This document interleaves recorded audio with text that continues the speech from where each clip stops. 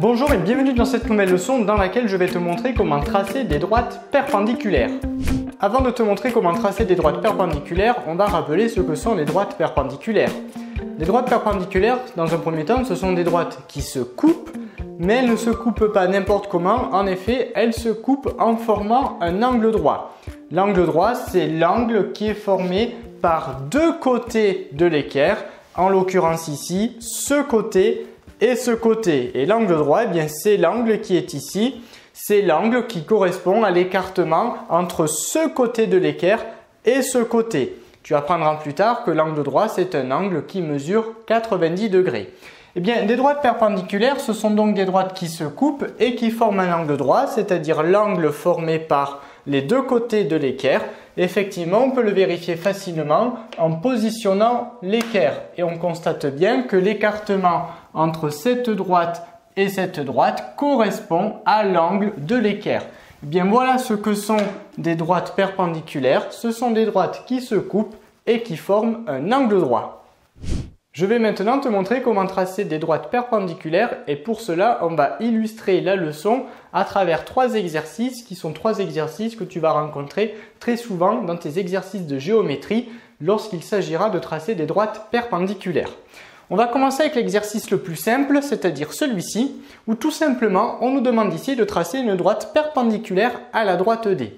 Donc pour ce faire, eh bien, on va avoir besoin de l'équerre et je vais te montrer comment positionner l'équerre pour ensuite tracer une droite perpendiculaire à la droite D. Donc, dans un premier temps, on prend son équerre et ensuite, eh bien, on va repérer l'angle droit. On va repérer les côtés de l'angle droit. Alors, une équerre, tu auras remarqué certainement que ça ressemble très fortement à un triangle. 1, 2, 3 côtés. Et sur une équerre, il y a donc trois côtés, mais il y a un côté qui est beaucoup plus long que les autres. En l'occurrence, ici, c'est ce côté. Alors, au passage, on appelle ce côté l'hypoténuse, puisque comme l'équerre, c'est un triangle qui a un angle droit, eh bien c'est un triangle rectangle, et tu apprendras plus tard que le grand côté du triangle rectangle s'appelle l'hypoténuse. Bon, ça c'est au passage, hein, ça ne fait pas partie de la leçon, mais c'est pas plus mal si tu commences à acquérir ce vocabulaire. Bien finalement, le côté le plus grand de l'équerre, c'est-à-dire l'hypoténuse, eh bien ce côté ne forme pas l'angle droit. Il ne fait pas partie de l'angle droit. En effet, dans l'équerre, les deux côtés qui forment l'angle droit, ce sont ce côté et celui-ci. Donc c'est primordial dans un premier temps que tu repères bien sur ton équerre les côtés de l'angle droit. Et bien pourquoi? Puisque pour tracer une droite perpendiculaire ici à la droite D, on va positionner un des côtés de l'angle droit, peu importe lequel, contre la droite. Donc par exemple, là j'ai un côté de l'angle droit, donc je peux très bien positionner l'équerre comme ceci. Et ensuite, eh bien, pour tracer la perpendiculaire, eh bien, on va tracer la droite le long du deuxième côté de l'angle droit, donc ici en l'occurrence ici. Mais si j'ai envie, je peux positionner l'équerre différemment, c'est-à-dire que au lieu de positionner ce côté de l'angle droit contre la droite, je peux décider de positionner ce côté de l'angle droit contre la droite. Donc pour le coup, il faut juste bouger l'équerre, l'orienter différemment. Et ainsi, je positionne l'autre côté de l'angle droit de mon équerre contre la droite. Et ensuite, eh bien, pour tracer la perpendiculaire, eh bien, cette fois, on va la tracer le long de ce côté. Bon, mais c'est parti, faisons-le. Restons dans cette configuration. Donc, dès lors que j'ai positionné un côté de l'angle droit contre la droite, eh bien, je viens ici tracer une portion de ma droite. Alors ici, c'est important de ne pas aller jusqu'au bout pour éviter de faire un arrondi avec l'angle droit de l'équerre.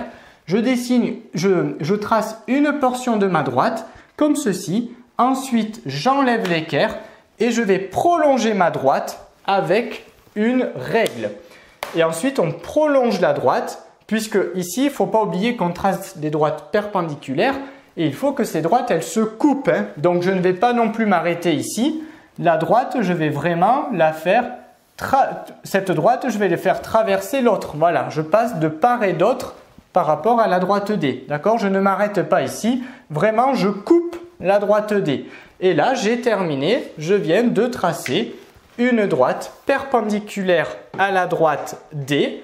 Et maintenant, je peux vérifier que j'ai bien tracé une droite perpendiculaire parce que comme on l'a dit tout à l'heure, des droites perpendiculaires, elles se coupent, mais elles ne se coupent pas n'importe comment puisqu'elles forment un angle droit, c'est-à-dire l'angle formé par les deux côtés ici de mon équerre. Et je peux le vérifier ici si effectivement j'ai bien un angle droit entre cette droite et cette droite. Ici, oui, j'ai bien un angle droit puisque cette droite, eh bien, elle longe bien ce côté de l'angle droit et la droite D, elle longe bien le deuxième côté de l'angle droit de mon équerre. Voilà, c'est comme ça qu'on vérifie qu'on a bien tracé ici deux droites perpendiculaires.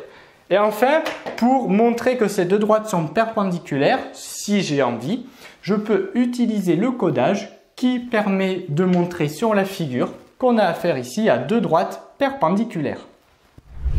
On continue à présent avec un deuxième exercice dans lequel on va complexifier un tout petit peu la consigne. Ici, on nous demande donc de tracer une droite perpendiculaire à la droite D1, mais cette fois, on a une contrainte supplémentaire puisqu'il faut que l'on passe par le point A. Il faut que la droite perpendiculaire que l'on va tracer passe par le point A. Ici, on n'avait pas cette contrainte, donc ici, j'avais le choix. On l'a tracé ici, mais on aurait pu très bien tracer la droite perpendiculaire ici ou bien ici. Ici, on a une contrainte puisqu'on nous impose finalement de passer par le point A. Alors, tu vas voir que ce n'est pas plus compliqué. Comme on trace une droite perpendiculaire, eh bien, on se munit de suite de notre équerre.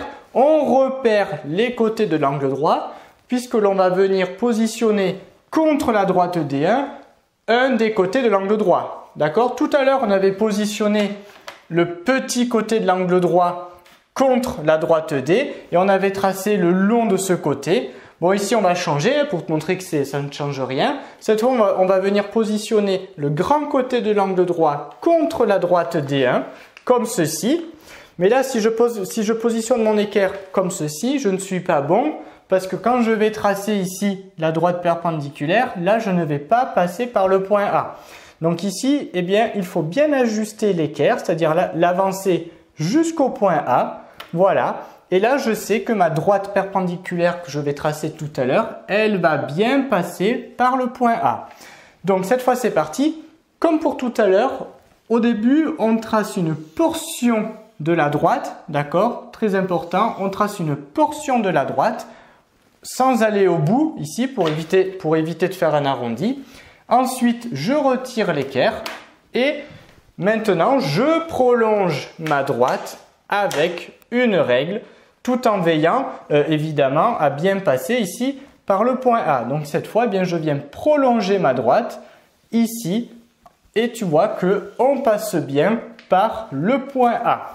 Donc voilà, ici je viens donc de tracer une droite perpendiculaire à la droite D1 et qui passe par le point A. Je peux vérifier que j'ai bien tracé deux droites bien perpendiculaires en positionnant l'angle droit de l'équerre à l'intersection ici.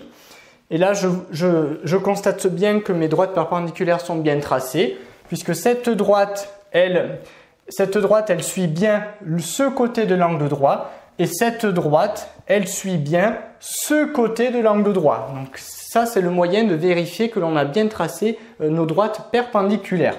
Comme pour tout à l'heure, si j'ai envie, je rajoute le codage pour montrer sur la figure que ces deux droites sont perpendiculaires.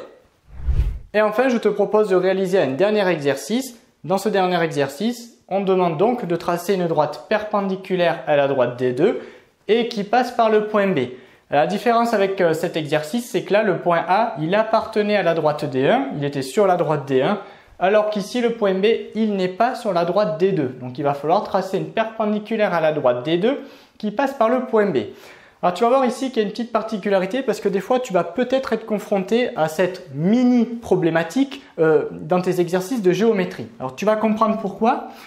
Comme on l'a dit tout à l'heure, pour tracer une droite perpendiculaire, je vais positionner un des côtés de l'angle droit sur la droite D2, c'est-à-dire soit ce côté le long de la droite D2 et du coup on va tracer la droite perpendiculaire le long de ce côté de l'angle droit, ou je peux changer, c'est-à-dire je positionne ce côté de l'angle droit contre la droite et ensuite je vais venir tracer du coup ici. Alors, quelle est ici la mini problématique que l'on peut rencontrer? C'est que si je choisis de positionner ici ce côté de l'angle droit sur la droite des deux, eh bien, est-ce que tu remarques le problème que l'on va avoir? Bien oui, on va tracer la droite perpendiculaire ici, mais comment je vais savoir avec précision que je vais pouvoir arriver jusqu'au point B? Ben ici, ce n'est pas possible.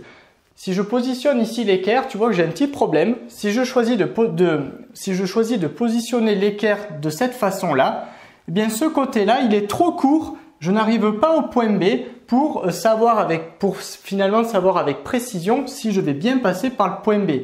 Autrement dit, ici, on n'a pas d'autre choix que de positionner l'équerre avec l'autre côté de l'angle droit contre la droite des deux. Et cette fois, l'autre côté de l'angle droit, lui, il est suffisamment long pour que je puisse venir le mettre au niveau du point B, puisqu'il faut que l'on passe au point B. D'accord? Donc là, c'était juste la petite problématique que tu peux rencontrer dans tes exercices. Donc des fois, tu n'auras pas d'autre choix que de positionner l'équerre d'une façon ou bien d'une autre. Donc ici, on est obligé de la positionner comme ça pour ici pouvoir positionner le point B contre le deuxième côté de l'angle droit. Et maintenant, je peux tracer une portion de ma droite. Donc bien évidemment, je vais tracer une portion de ma droite qui passe déjà par le point B. Voilà, comme ceci. Je m'arrête avant l'angle droit. Je retire l'équerre. On va la mettre là. Et enfin, je prolonge ma droite perpendiculaire avec ma règle. Et cette fois, on prolonge donc avec la règle. Je passe de l'autre côté, comme ceci. Voilà, on retire la règle.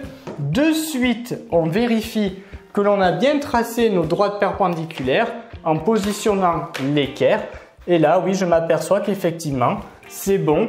J'ai bien cette droite qui longe parfaitement ce côté de l'angle droit et cette droite qui vient longer parfaitement le deuxième côté de l'angle droit. Et comme pour les deux exercices précédents, si j'ai envie, je peux utiliser le codage pour montrer que ces deux droites sont perpendiculaires. Cette leçon est désormais terminée. Abonne-toi à la chaîne pour ne rater aucune de nos prochaines vidéos et on te dit à très vite dans une autre leçon de Petit Savant.